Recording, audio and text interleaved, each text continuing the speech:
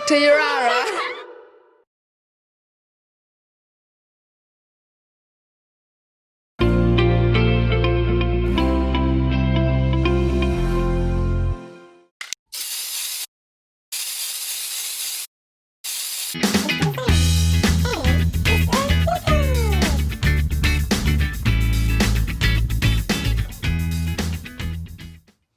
Yo manmak everyone, and welcome back to another episode of Health with Mr. Zane and Mr. Liko. Last time, we focused on the first option for your assessment for this topic. This was the interview assessment. We look forward to seeing your interviews with your family and your friends back home in your community. Today, we will move on to the second option for your assessment. This is the scenario assessment. This is a fun way for you to get involved by acting out a short scene to show your understanding of choices and well-being. But before that, here are a few things you will need. You will need a phone with a video camera, a short script, an idea for your scenario, and other people to help you put it all together. You might also want to use props to make your scenario more exciting.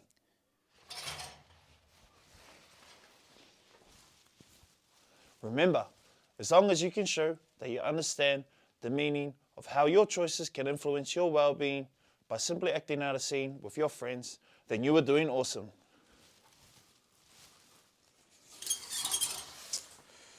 As you have seen in our past episodes this term, we used ourselves as characters to act out different scenarios to teach you about choices and well-being. Can you remember those characters' names? Let me remind you. They are Buddy,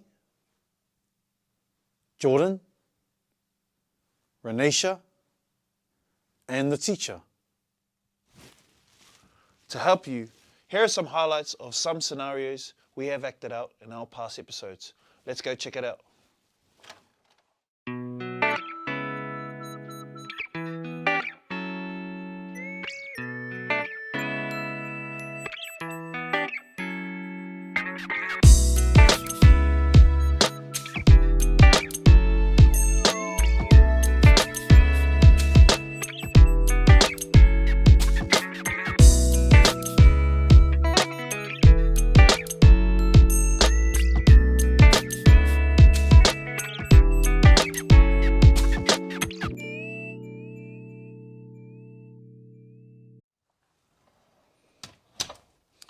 We hope you enjoyed those highlights, but did you know we make mistakes too?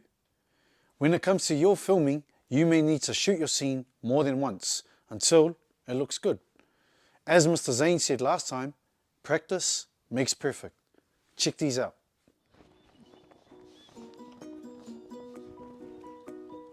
Today, we will take you on a ride and move on to our final part of our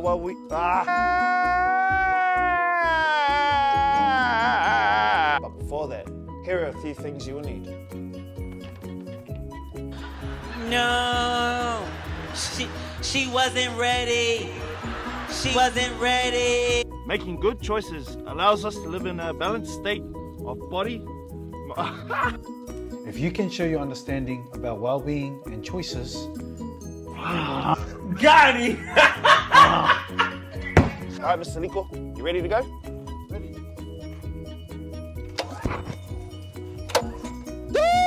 Do me a favor, please. Get out of here. Get out of here, man.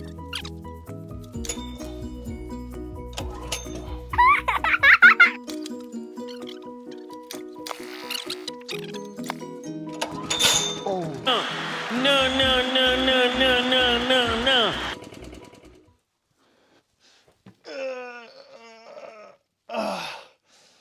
There you have it. That is a breakdown of the scenario assessment. We can't wait to see what ideas you might come up with to show off your acting skills. Yee!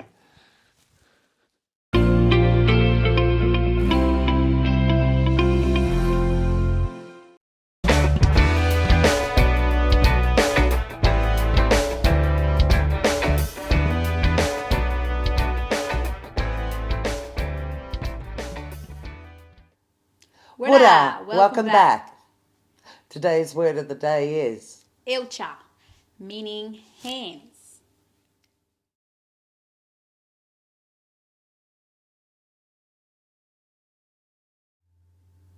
So have a go at saying Ilcha. And we'll see you mob next time. bye.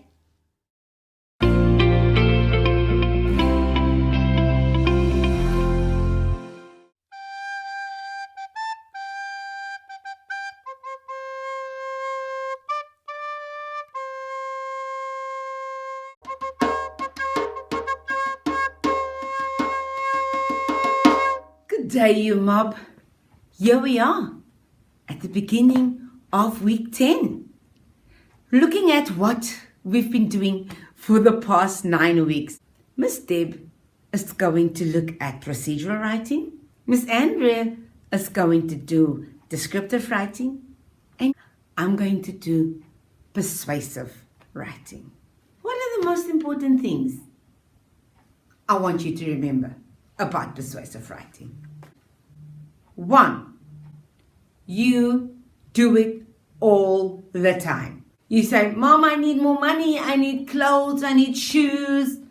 That's when you're at boarding. The other thing I want you to remember is having a cookie. Oreo. You remember the Oreo? O, opinion. R, reason. E, evidence. O, opinion again. If you remember those things, it will help you throughout your life. And remember, it needs to be strong reasons. So, Mom, I need some pocket money for some clothes. It's getting winter and I need more jumpers. Always remember to have strong arguments. Signing off for the last time as an Oreo. Bye-bye. Now, since we looked at the procedural writing, have you noticed how many times that procedure is actually involved in many of our segments in our Yirara episodes? For example, how to make a cake, how to follow the instructions in the book or on the packet, how to collect witchetty grubs, how to write a persuasive writing task, how to make a musical instrument, the parts you need, and how to assemble that instrument. In STEM, one of the things you looked at was how to make elephant toothpaste. So many things where we have learned procedure. I wonder, could you count back how many times procedure was actually involved in our episodes? Hello everyone. Descriptive writing was my favourite.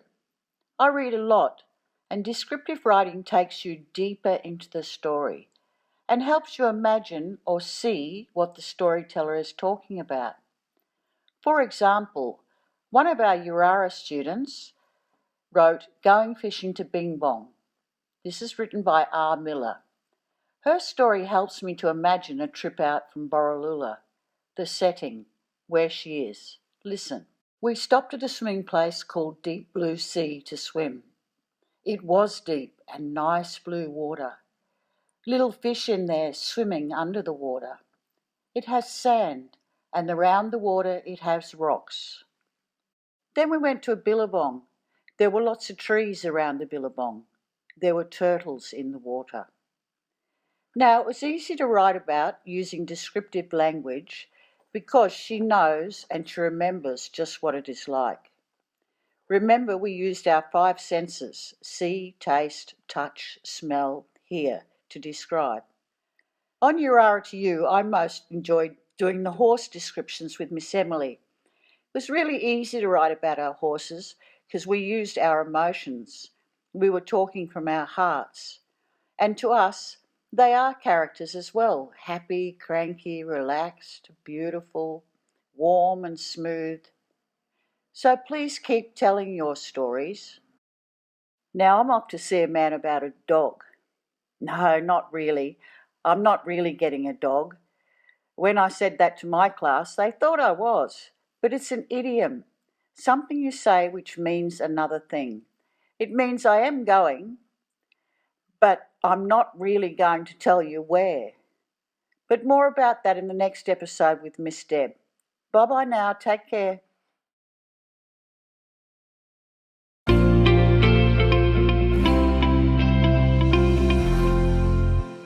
G'day and welcome to another Clontarf segment on Yirara2u. This week it's time for some more footy language. This is the segment where we see how coaching instructions can confuse some players because the English language has so many words and phrases in it that have more than one meaning. Let's have a look at how our player is confused by his coach's instructions. Alright Bomber, when you get out there today, This is what we need. You can't be caught with the footy. So when you get it, quick hands. Quick hands. When there's a marking contest, we need to see you get front and centre. We need to see you front and centre. Front and centre. No worries. And if you get a shot at goal, with these wind conditions today, from this pocket, go the banana. Go and get the banana. Okay. Alright, you got it all? Yep, I've got it all. What is it? Quick hands. Front and centre. Banana. Go get 'em, Bomber.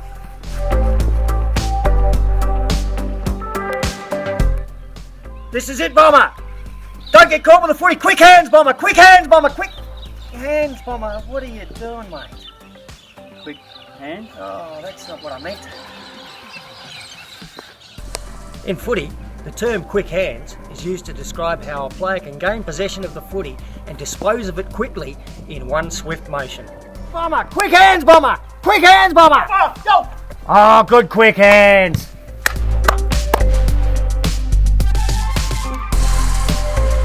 Bomber marking contest, front and centre, Bomber, show us your front and centre, Bomber, show us your front and centre. Front. What are you doing? Centre. Oh, no, it's not what I meant. In footy, the term front and centre is used to describe how a player will position himself at the front and central to a marking contest. This is the best place to be to read the footy off hands. This is it, Bomber! Get to the front and centre! Marking contest, front and centre, show us your front and centre! Good front and centre, Bomber! Right, Bomber, have a shot, go for the banana! Go for the banana, Bomber, go for the banana! Bomber, what are you doing? I went for the banana and I got an apple too. Oh, no, that's not what I meant, mate. In footy, the banana is a kick, also called the check side. A right footer will hold the ball like that, the left footer like that. The aim is to make contact with the ball there, and this will cause it to bend in flight, a bit like the shape of a banana. Players often use this kick to kick goals from tight angles. Bomber, go for the banana from there, go for the banana! Oh, great banana! And goal umpire Pingu loves it too. Some more examples of how easily a player can be confused by his coach's instructions, because the English language has so many words and phrases in it that have more than one meaning. And our message that we're trying to get through to you is, if you don't understand, put up your hand and ask. And it will be explained to you in a manner that you do understand, whether that's with your footy coach, in the classroom, or even in the workforce. Now before we go, we did get a letter this week. Bomber's got some fan mail. We received a letter from someone called Simon's mum. She said she loves the show and she's Bomber's biggest fan. So Bomber, come and wave to your fan. What are you doing? My biggest fan. Oh no, that's not what I meant.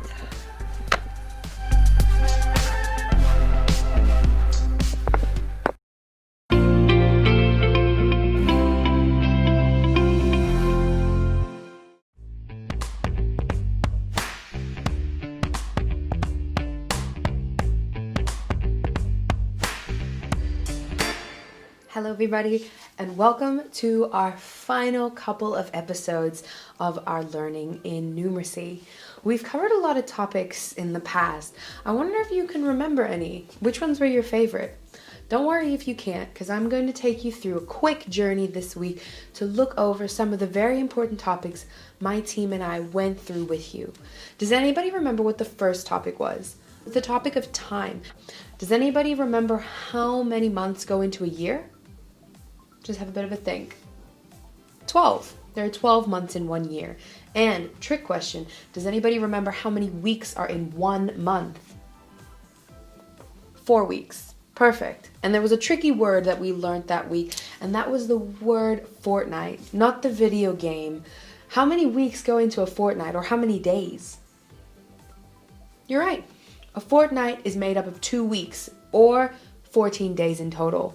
Now, another important topic we covered was the topic of time. Taught you some of the different ways that we tell time. Now, first of all, there are 2 ways that we tell time. There was the digital way, which is the one on our phones, one that I'm sure most of you guys are familiar with. Then there was another method, an analog method of telling time, which looks like this clock here. And we also looked at some very important phrases people use when they tell time. Phrases like half past, quarter past, or quarter to.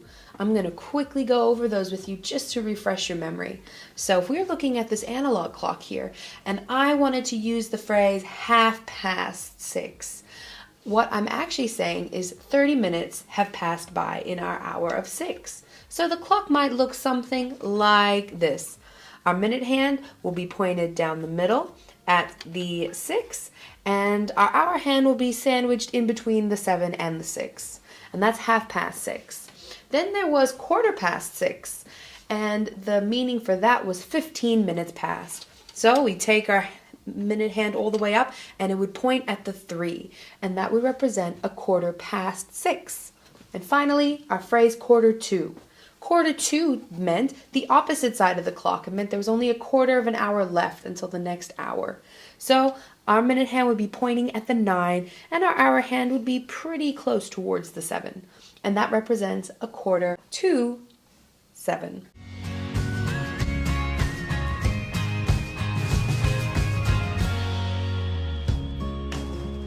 Now we've been to Tea Tree and Ali Quran, and we're keeping a log of how many Ks we're doing. Right, how many kilometres we're doing. And now our next trip is we're going to look at from Whitcliffe Well, from Ali Quran to Tennant Creek. So it's Alice, we're going to shorten that to ASP. And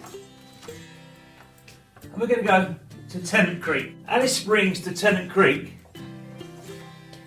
is 507 kilometres. Now if we're rounding, most of the other times we've rounded up.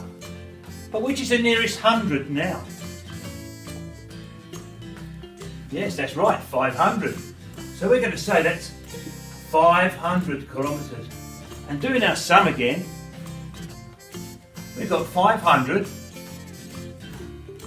divided by, can you remember how many litres? How many kilometres my car does to the litre? It's correct, 10. So now we've got our division, we take the naught off. See how nice and easy I'm making it for myself. We've now done 50 litres.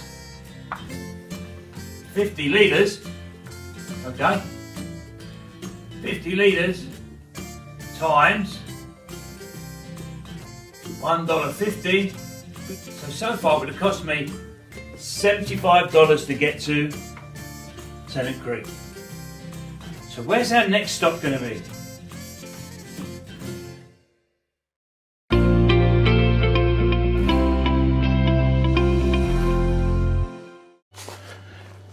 Aha! It's time for another session of STEM.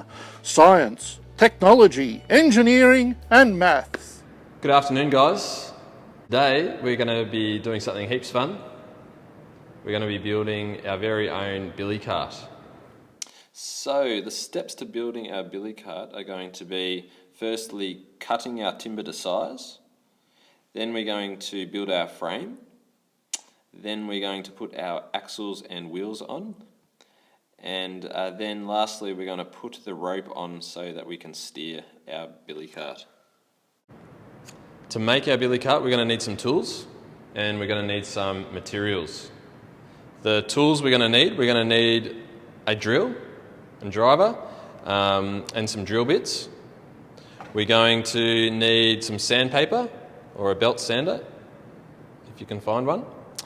We're going to need a handsaw and a jigsaw. We're going to need a hammer, Importantly, we're going to need a tape measure, a pencil to do our measurements. For our materials, we've got a pallet that's been broken up here and the nails taken out, as you can see behind me, the pallet. So we've got pallet for our frame. We've got some wheels. You could use any wheels. You could use wheels off a bike or a trolley. We're going to need some rope to steer our billy cart. You're going to need one bolt, and you're going to need a couple bits of metal for our axles, which our wheels will connect on the end to. And we need some timber screws. So really important when building our billy carts is we've got to remember to think about safety. So when we're using the power tools, we've got to have our earmuffs on and our safety goggles. We've got to protect our eyes. Really important that we think about safety. So first we're going to measure out our centrepiece, which everything else on our billy cart will be attached to. So get our tape measure and we measure out 1,400 millimetres, and we just mark it with our pencil, just like that. And then we get our square, and we just square off a nice straight line there.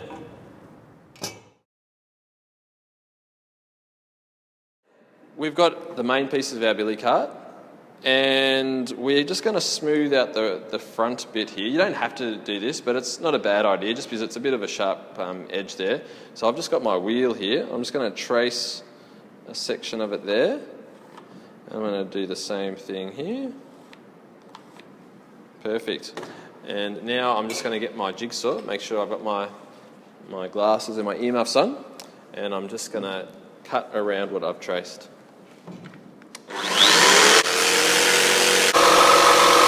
Smooth off the edges with a little bit of sandpaper, just like so.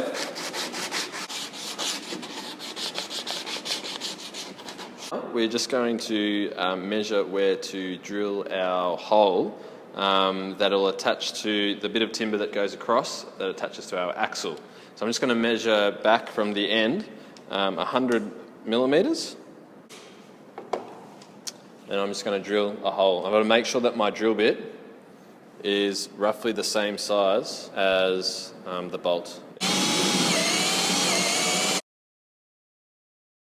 Now we're going to make our seat, which is 450 millimetres wide.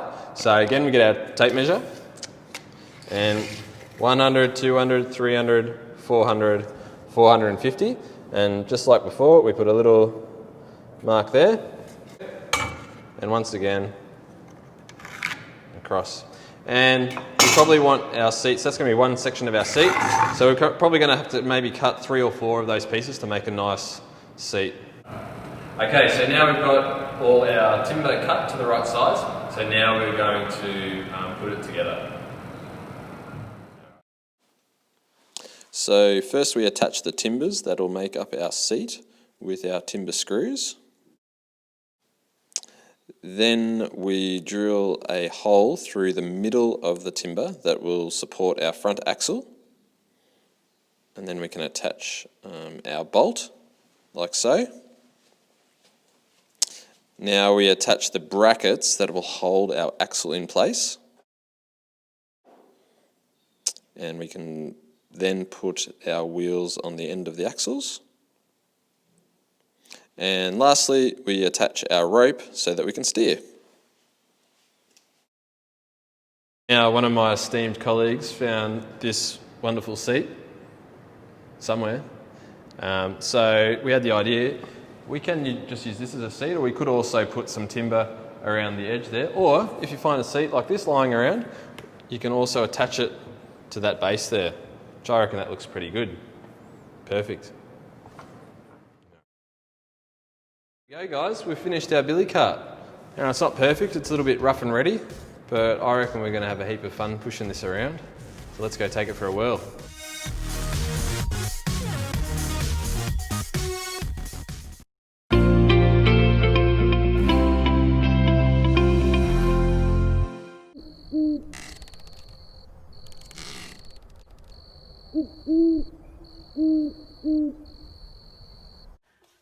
Sorry, I didn't see you there. Just doing a little bit of cleaning here at Yirara. But since you're here, we're going to be needing a few things for today's art lesson. The first thing is some paint and some brushes. What was that? Anyways, let's go find Miss Priscilla and let's get drawing. Okay, welcome to today's art lesson. Today, I don't want you to copy what I'm doing exactly. I'm just hoping that you can take away a few things that will help you, and we can practice doing something like this in class. As you can see, this recording has been sped up. So what I'm doing is I'm painting in a particular style, which is called very expressive kind of painting. And expressive painting uses really loose brush strokes and sometimes really bright colours to try and convey a feeling or an emotion. It's not necessarily going to be a picture of the animal the way you would see it in real life. So that's what we're going to be doing in class. And what I want you to do to start with is just find a picture of an animal face, and then we can do a basic sketch of some of the features on that face. And then, like I'm doing here, start to add some colour using really loose, expressive brush strokes. So I'm doing a picture of an owl, and I'm basically just following those lines, but just splashing on some colour. And I've started with the darker tones, and then I'm moving towards more lighter, bright kind of tones.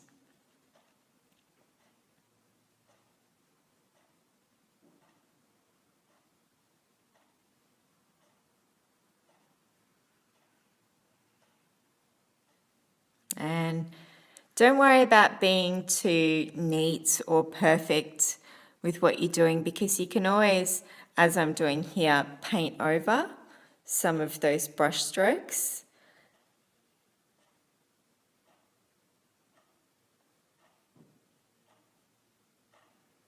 So I'm just wanting to fill up the canvas. And you've also noticed that I'm using a black canvas, and I've deliberately chosen to use or paint the canvas black first, because I think that some of the bright colours stand out a little bit more on black.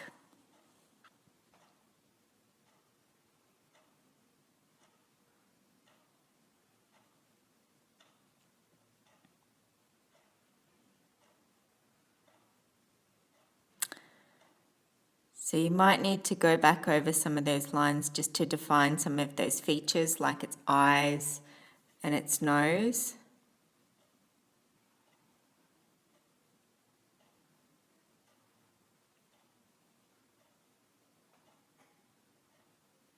And then the last thing that I'm doing, I'm putting some highlights in white. So I've gone from using very dark colours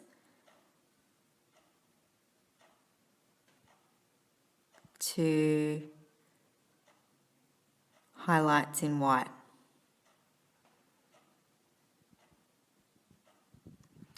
And there is my expressionistic painting of an owl.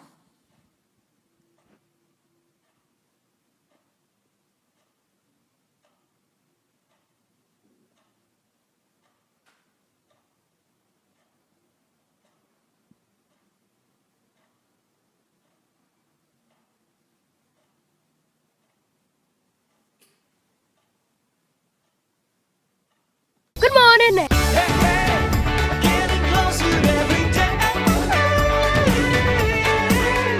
Welcome back to Yirara.